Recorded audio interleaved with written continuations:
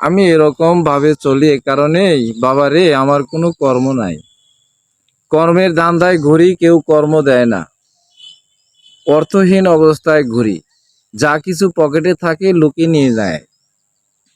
লোকের অত্যাচারের কারণে আমি আজকে এই অবস্থায় দাঁড়াইছি। পাগলের বেশ ধরে গেছে তাই, যে কোনো একটা কর্ম খোঁজো। লোকে মন্দ পুষ্প চন্দন গায়ে মেখে নিলে দোষ কি? বুঝলাম না, পুষ্প চন্দন গায়ে মেখে নিলে দোষ কি? এর কারণটা কি? কারণ লোকে তো মন্দ বলবেই, তাই বলে ওটা নিয়ে ঘাবড়ানো যাবে না, মনকে খারাপ করা যাবে না।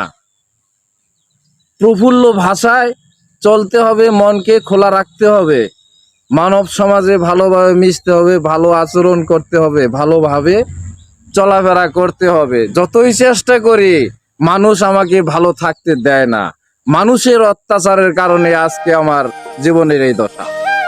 এর নাম পাগলের দশা। হ্যাঁ, এখন মানুষ বলে আমি পাগল, আমি উম্মাদ। আসলে পাগল না। আসলে আমি উম্মাদ কি পাগল না সেটা আপনারা প্রকাশ করবেন, আর কিছু বলার নাই। আল্লাহ হাফেজ।